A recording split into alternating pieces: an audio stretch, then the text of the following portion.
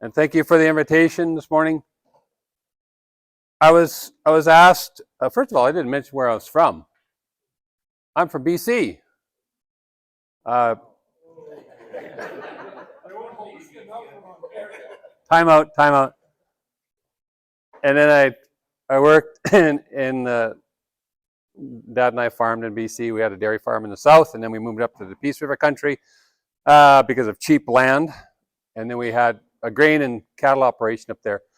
And it was that move to Dawson Creek, BC, that really got my interest, piqued my interest in livestock. And so, hence, the rest is history. I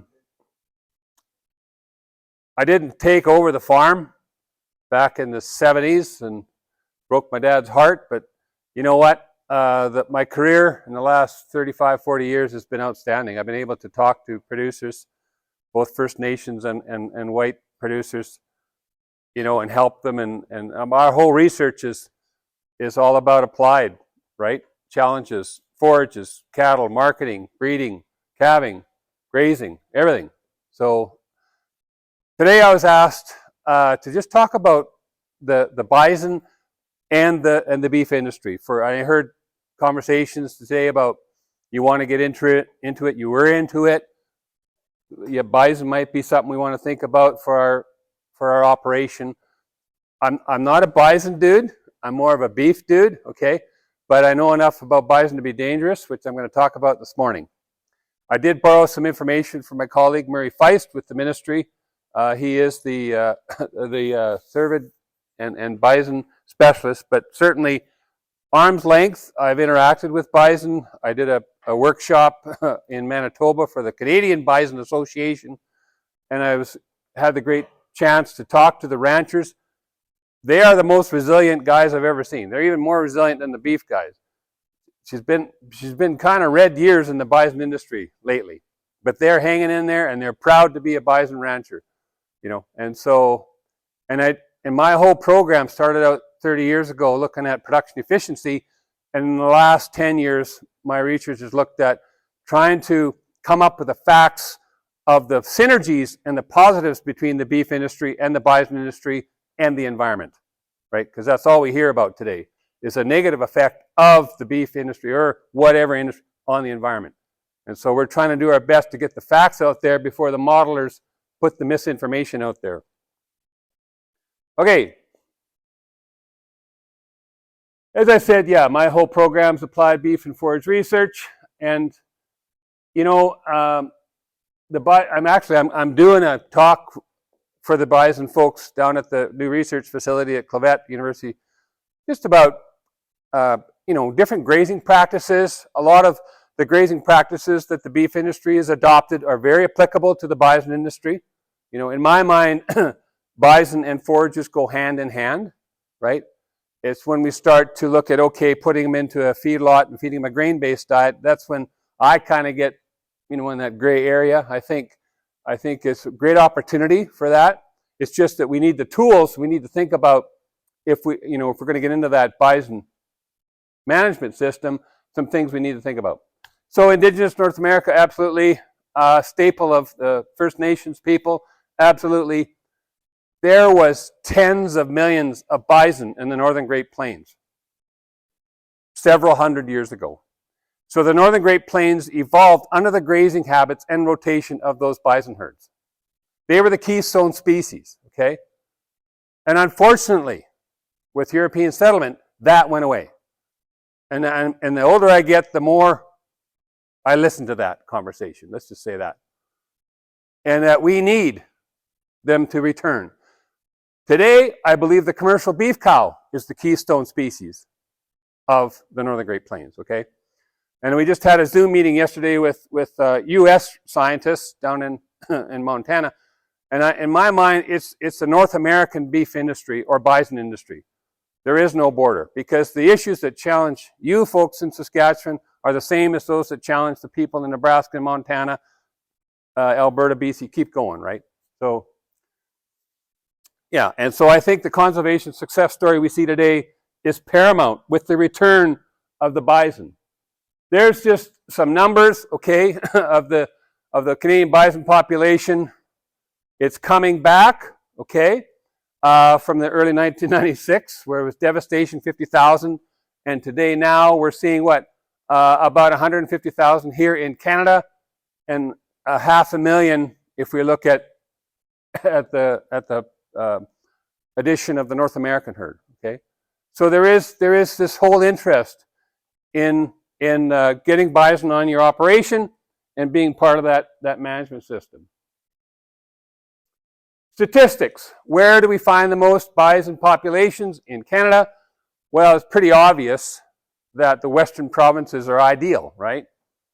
And that we have a lot of native range, we have a lot of pasture areas. I'm not going to talk about forages. We have Bill coming up and Dustin coming up, but certainly I do leak into that forage conversation.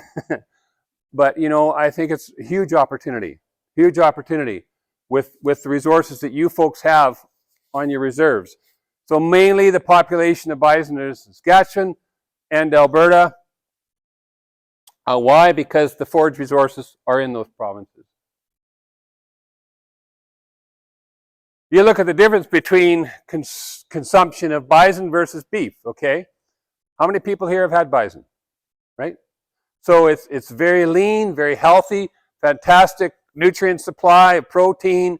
You know, it's different than beef, okay?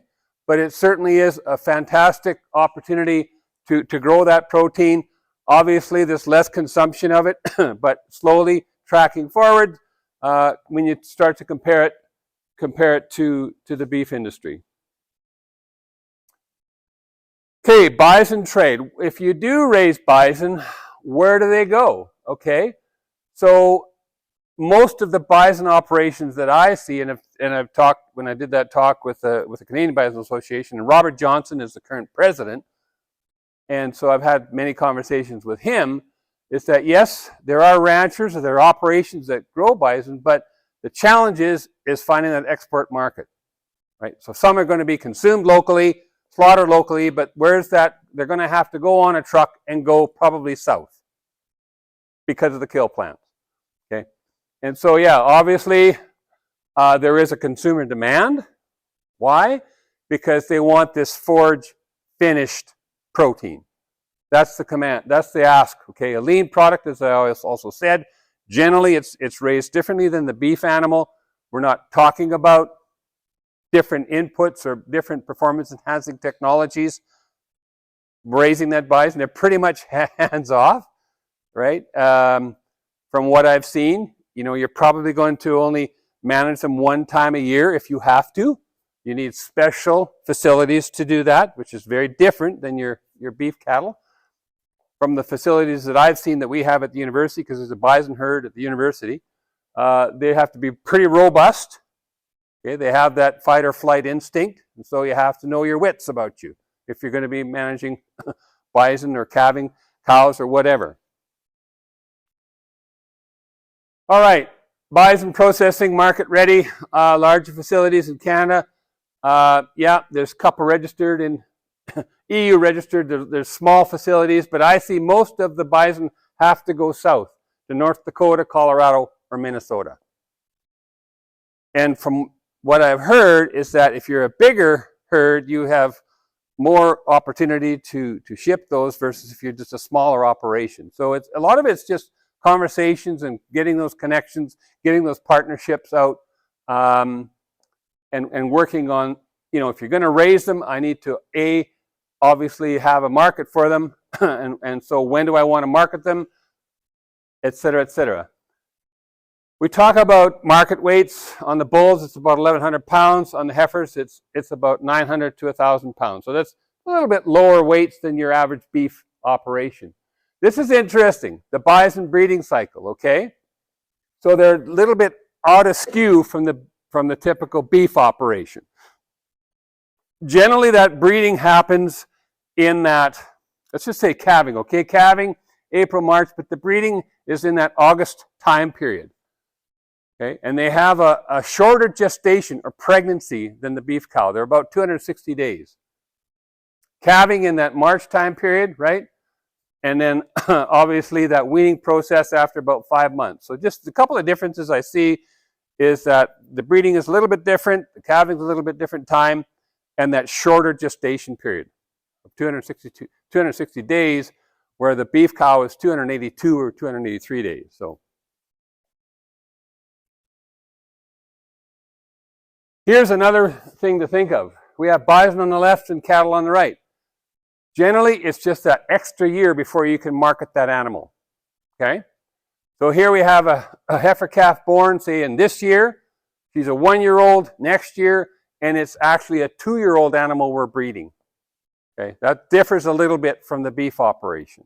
We just wait for them for that extra, more mature age before we breed them. And then, of course, then we have that progeny, that calf, that commodity to sell off, that 3-year-old. That's when that cash flow starts, okay? The sale of that calf from the ones that are born this year, it'll be 27 before we get calves off of them. Just something to think about. And then you have the beef operation on the right, where typically we're looking at that yearling 1-year-old heifer that we're going to breed, and then she'll hopefully have her first calf the next year. And so that's a year, year where we're going to get 1 year shorter than the bison operation. We're going to get something to sell. So just something to think about.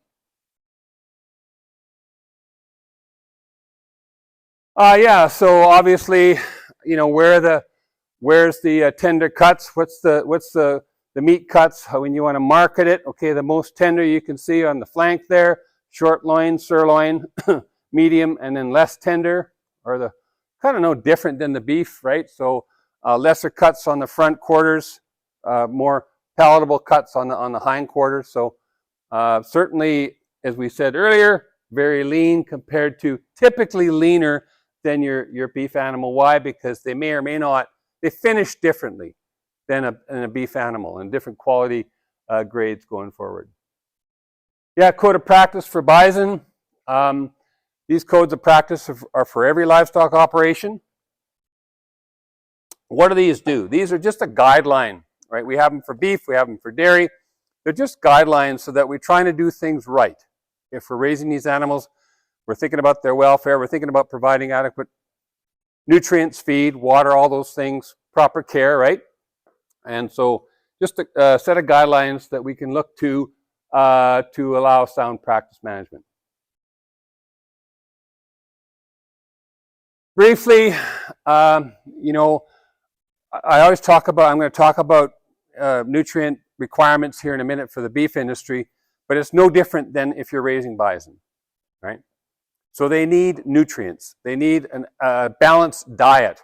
And if it's coming from a forage-based, pasture-based diet, these nutrients have to be there. You can see the different age classes: adult, 18 months, 8 to 12 months, yearling, finishing ration. Obviously, we're on a grain-based diet there. But the energy, that's TDN, is just a unit for energy density in the diet. Okay, that's going to differ. That's going to change. And so you know that, okay, whatever diet I'm putting in front of them, if it's a forage-based or maybe a grain-based, that energy density has to be there. And these are just some guidelines to look to. I need to make sure I have 50 to maybe 68% TDN in that diet, so those animals will, A, maintain, and secondly, grow. So there, what are you going to put in front of them? A straw-based diet, not going to meet their energy requirements, right? So we probably need a little bit better. We probably need a grass hay-based diet, or maybe a cereal green feed diet, or maybe summer pasture is going to provide that adequate energy. So these are just some benchmarks that we look to. And then finally, you may look at the opportunity of growing that annual cereal and putting it up as silage. So you can say, okay, yeah, you know what? Maybe that feed stuff is going to provide better dense energy versus that grass hay, or maybe that straw-based diet. So there's lots of opportunity there. We have straw, grass hay, green feed, pasture, or maybe a wet-based diet with silage. Protein. Again, right? So we know those are the two nutrients I talk about at length: energy and protein. So how do we find out what the nutrient density is of our feedstuffs? We do a feed test, right? So we'll go out, we'll go in that hay lot, and we'll take samples, and we'll composite those and send that that feed sample off to the feed test lab. work with, obviously, specialists within the ministry to help you interpret the results. And we're trying to obviously know what the nutrient density of our feed ingredients are and provide those adequate requirements of energy and protein to that class of animal. Protein, as you can see there, ranges from 7 to 14. That's what straw is providing, not meeting the mark. That's what your grass hay, green feed, or July pasture would be, so a little bit better, right? So obviously when we get into those younger animals, we're a little bit short on protein, and so we need to obviously bear that in mind, right? So the biggest things that I have seen with native range or with tame seeded pastures, that protein becomes limiting that late summer. It really does, okay? And here's just a very simple thing to think about. The bison and the beef animal have this synergistic relationship with the rumen bugs. There's bugs in the big chamber, the rumen. And it's the bugs that break down the diet ingredients, not the animal. And it's the co-products from that breakdown process that the animal utilizes. Those bugs, those bacteria, viruses, protozoa, etc., they all have their own protein requirement, okay? And when our feed ingredients drop below that 6-7% crude protein, their requirements are not being met. So then they can't utilize that low quality fibrous feedstuffs or that very mature pasture. So 6-7%, if it drops below that, their protein requirements for those microbes are not being met. And that's just something, that's why we have to pay attention to the protein density of the diet that we're providing, whatever, if it's a beef animal or a bison animal. That's just a very simple number to remember. And of course, now all of a sudden, we have our good grass legume hay, right? So it's probably meeting the mark in terms of providing adequate protein to those animals.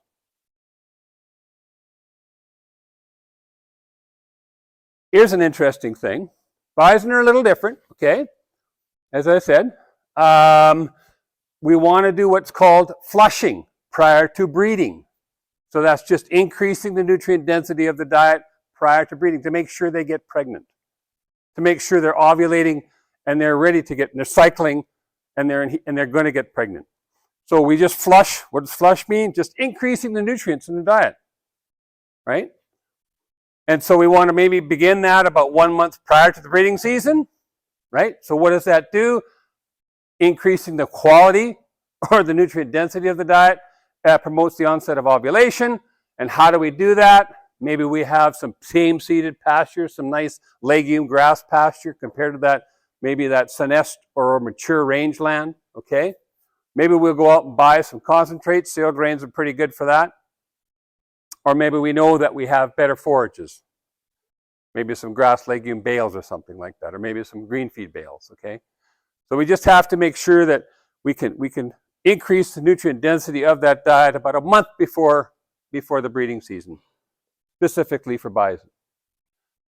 Gestation period, adult cows cycle, they do lose their weight over the winter, okay?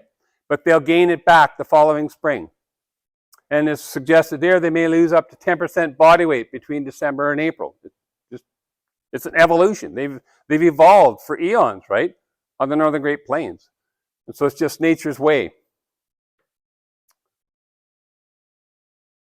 Yeah, so obviously heavy resilience on forages. You probably want to bring in a supplement energy depending on the body condition. And then, of course, you don't want open cows. You want to make sure that there's adequate pasture quality during that breeding season. Manage and monitor. You got to have eyes on these critters, people. I've seen too many times where they put them out to pasture, and I'm talking about beef industry examples now. There wasn't enough eyes on them. They came back in thin condition. Thin cows don't rebreed. Thin bison don't rebreed, okay? Condition means just their fat cover, their ability to retain energy reserves. So yeah, you know, I'll go on ad nauseum, but it's just obvious that why is there tremendous opportunity for the beef industry and the bison industry in Western Canada? Because we typically have warm winter, dry, cold winters, and our warm, reasonable summers, okay? And I was just talking earlier with other folks about the atypical rain patterns we're getting. So those are even more challenging. And we know that if you're getting rain and 5 miles away, you're not getting rain, you don't brag about that you got rain because you're going to create an enemy process. Believe me. You just be quiet and just don't say anything and sympathize with the people that didn't get rain. But yeah, it's challenging. And we have, water's a challenge too. We heard that, water points.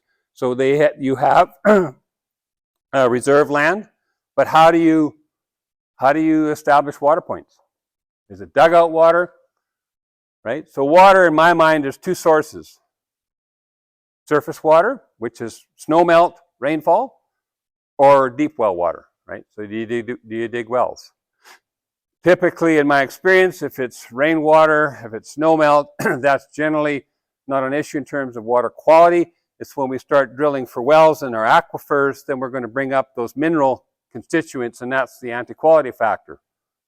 So then again, I talked about feed test. You probably want to know and do a water test. And the problem children in a water test are nitrates and sulfates, okay? And we've seen a lot of challenges with high sulfate level in our water points. You know, and I go on too, I become more of an evangelical the last few years about there's millions of acres of marginal land. You can drive anywhere in this province. And you get down south where you folks are from, right? Good luck in growing canola in some of that land down there, you know? And so what a great opportunity to have a four-legged ruminant out there utilizing that forage and growing some saleable product. Because rangeland and forages and grass need to be managed. We can't let them go in perpetuity. We cannot. What happened last summer in Kelowna, in the Okanagan, right? All that was fuel.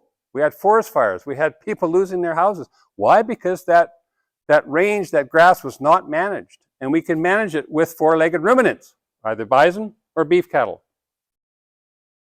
So yeah, we have obviously we're going to hear about some of the forage varieties that are out there, perennials, you know, annuals. I go on about annuals quite a bit lately because of the drought situations. They're a great way of stretching that perennial resource is having some annual opportunities out there. And forages are really the foundation of the cow-calf beef industry. Look at this. Look at this. We have 28 million and 15 in this province. And look at that. That's native range. There's no way you can cultivate that. But you can manage it with the right grazing program. And again, we have cold, dry winters, which is different than Eastern Canada. And so we do have that opportunity to put that four-legged ruminant out in that field and utilizing some type of extensive program, we've done a lot of work on that area too. Okay, so there's huge opportunity here, but you have to manage and monitor. Okay, the beef industry is a little different than the bison. It's sectored. And we have the primary, the cow-calf, then we have the background folks, and then we have the feedlot people, okay, and then we have the packing industry, and then we have the consumer. And I just, on that meeting, that virtual meeting yesterday with our researchers down in Montana, sometimes the consumer is dictating what they want, right? We might grow beef or bison, but is it what the consumer will buy? And I think in 2024, the consumer's voice is more impactful than back when I was trailing around behind Dad in Dawson Creek, BC. I just think so. I just think so. Now, what's interesting in 2024, and anybody here checked out the sale barn prices this month? We got $4 calves. We have $4 calves. You look at the variance in 5-weight calves over the last 20 years. And in there, producers are trying to pay and service their debt. Okay? And we're talking what? $1.50 to maybe $2.50 calves. Now we have $4 calves in the spring of 2024 for that 550 weight calf. But we have high grain, we have high feed prices. So, even though the primary producer of the cow is being compensated, darn it, hay and straw and everything else is high priced. So we never get a break. Thank God, finally you're getting compensated. And I'm talking to Brad Welter at Powmaker there. He's the 28,000 head capacity, 2.5 flips a year. They're placing those $2,500, $3,000 calves, and they're seeing profit out on the back end. Why? Because feed ingredients are moving. Barley is dropping. So yes, now you, the dude that's selling those calves, are making money, hopefully, but you're also, a lot of that profit's being eroded with the high feed price. But even the feedlot now is seeing an opportunity to make some profit with those high-priced calves they're placing. So it's kind of a wonky situation, and our price right now is stronger than 2015. It's crazy. It's really crazy. Yes, we're sectored, but you know what? There's always been the bottleneck of information, and it just goes like this. And so you sell your calves. Do you get feedback information on how they do? Well, you have to form these partnerships with the feedlot, with the background dude. Typically, summer, spring calving, put them out on pasture in the summer, adopt some of those winter grazing programs, right? We're trying to have forages quicker, sooner, longer in the diet of that animal over the calendar year, even with the challenges of drought or sporadic rainfall events, okay? So, I mean, it's if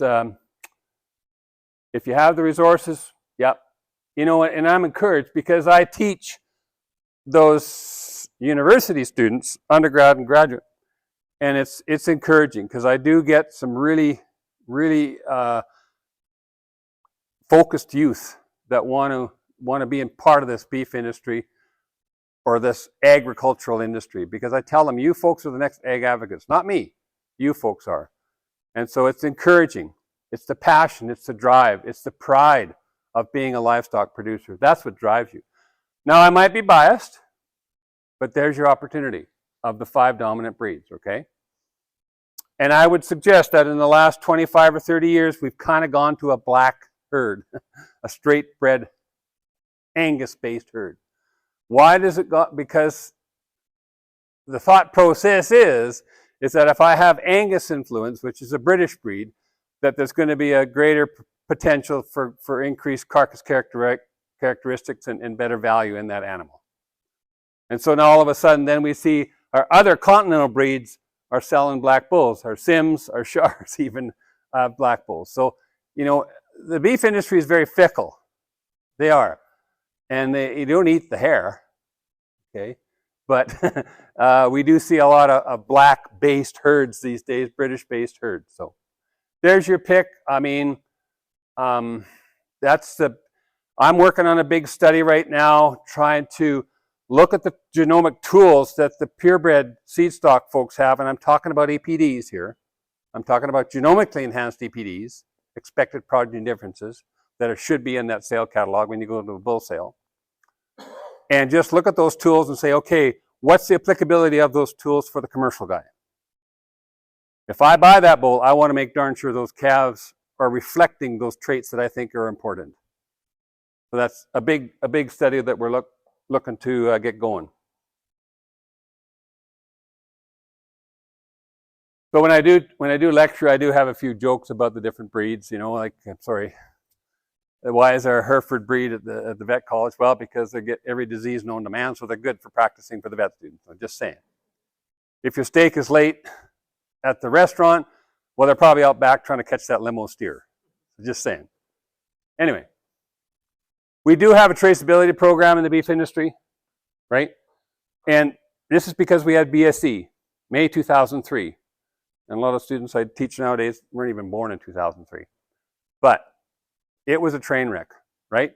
So our cull cows went from whatever, 60 cents a pound to 4 cents a pound. And beef producers are stubborn. And so we held on to those cull cows for 1 year, 2 years. We fed them. And then finally we marketed them, So we have this traceability because of reportable diseases. And BSE, bovine spongiform encephalopathy, right? Not mad cow, BSE. So we have this, and it's a rigorous program, and it needs to be there. The U.S. can't get their act together. They don't have this, right? So we're ahead of the game with the CCIA program. Yeah, and they must have those tags if they leave your property, your operation, and if they're not in that ear, the auction barn, the sale barn will kindly put them in the ear and send you an invoice. So it's a BQA, it's a policing program. It just gives us more robust confidence in the product we sell. I'm going to go on ad nauseum about the ruminant animal. There you have the bison, the water buffalo, the yak, then that crazy little thing from Scotland. But you know, the rumen evolved under forages, right? And so you have vast resources of forages on your operations. And so just a great opportunity to integrate the industry with that. Here's the other thing, and I already went on about the rumen bugs, but basically they upcycle low quality, high fibrous feeds into a saleable product. It's called protein, right? A huge opportunity with those bugs that are in that ruminant animal.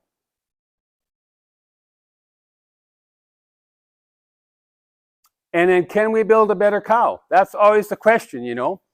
And, you know, like we're looking at this, just trying to put forages quicker, sooner, longer in the life of that animal prior to harvest, right? We can find nutrient-dense forages.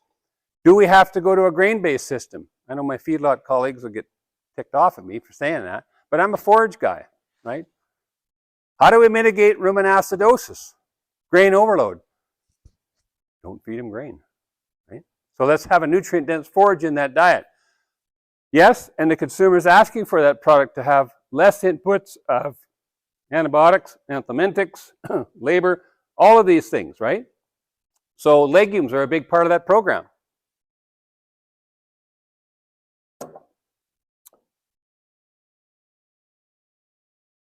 So again, what I talked about energy protein, there's the 1-2. Last fall, we talked about the gold factors, growth, open, length, disease. Growth, you should be bringing back about 45% of your mature body weight of your beef cow as calf weaned or greater, okay? That's just a benchmark. Now, last fall, with the drought of 4 years or more in different regions, we had train wreck. So we should have that open rate between 5 and 7%. It was more like 20% in herds, 30% in herds. A lot of devastated producers. And that's their cash flow, right? So I got 30% of my cows, I'm not going to have a calf. That's huge. So energy, protein. This is the other kicker, minerals. So we've been doing a lot of work on mineral supplementation, micronutrient supplementation. Copper, zinc, and manganese are the fertility minerals. Copper, zinc, and manganese. Hopefully you provide minerals to your herd. If you don't, right, you're probably going to have a higher open rate than what's expected. Non-pregnant, right? So obviously a mineral supplementation program is key. So we've been doing some work on granular, the injectable mineral, vitamins, A, D, and E, right? So we want to make sure that newborn, A, gets colostrum and B, gets adequate vitamins when it just first hit the ground. And I've already touched on the issue of water quality issues, deep well water, high sulfates, those types of things. That very simply is what I talked about the bison energy protein requirements. That's just very simply what your beef cow needs in early, mid, and late calving for protein on the top and energy on the bottom. So again, right, we should be doing that feed test and say, okay, guess what? My forage is straw quality. It's not good enough, right? My cows are going to go backwards. They're not going to get pregnant. They're not going to cycle. So that very simply is what she needs mid-gestation, late gestation, that's mid-pregnancy, late pregnancy, and then once she calves, when she's milking that calf, okay? For protein on the top and energy, the second row. Just some very, very basic guidelines.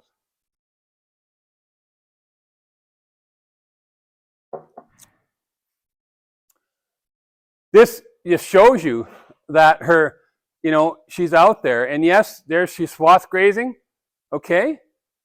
But you know what? Snow is a pretty good water source as long as they're trained. They have to have that adaptation period. Just like anything that we put in front of that cow. Bison are unbelievable. They'll dig through 2 feet or greater snow depth, right? Compared to a beef cow. So they're more resilient. Why? Because there's that inherent behavior. It's evolved, right? But we see some beef cows that are adapted to those extensive systems will go out and find that feed below that snow blanket because they know what to do, because they've had 2 or 3 years of those winter grazing programs and they know what to do. These are just some, if you're going to have a cow-calf herd, just some key performance indicators.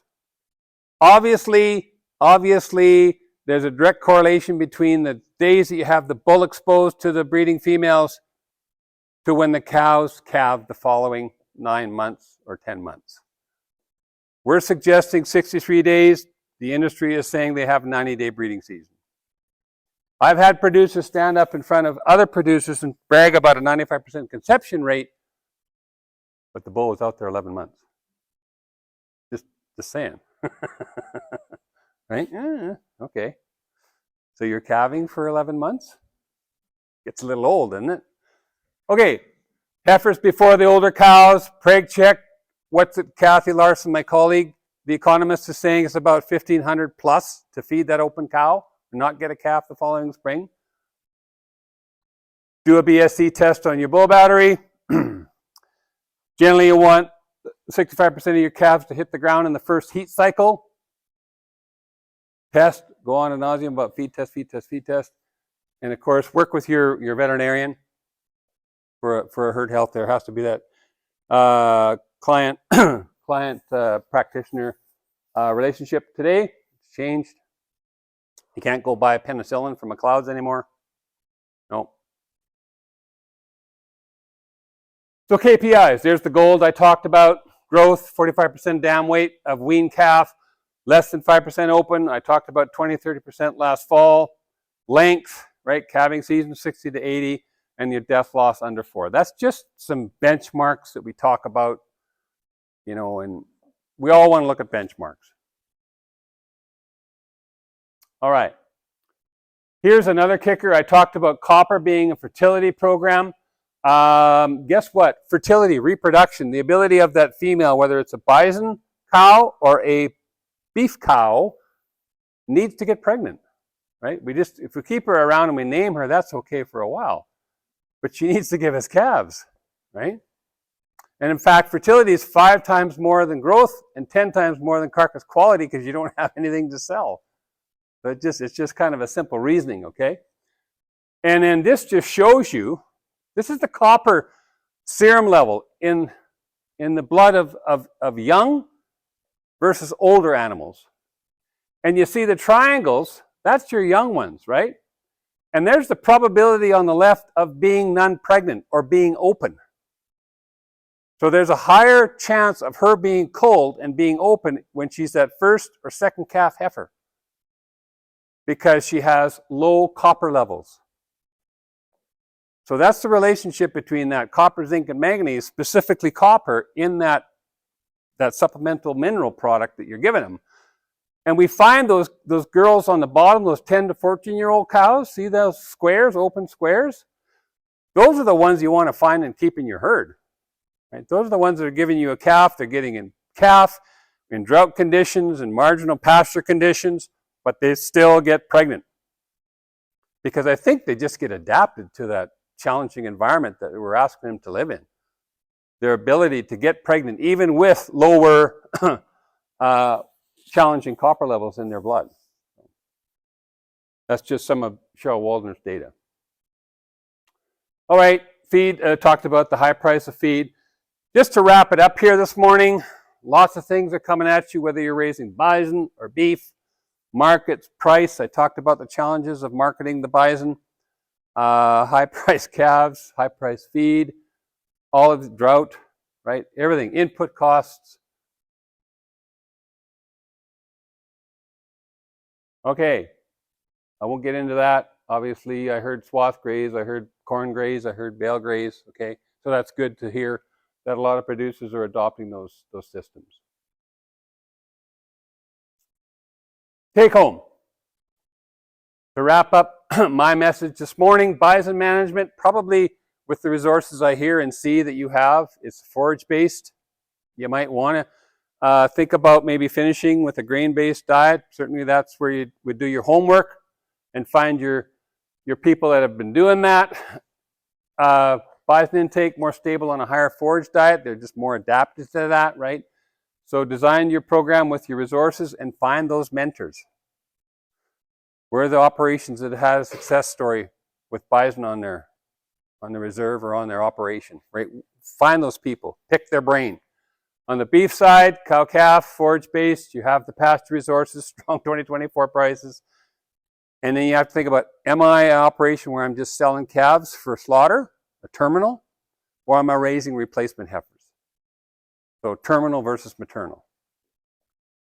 Or maybe I want to be a purebred dude and raise bulls, right? So.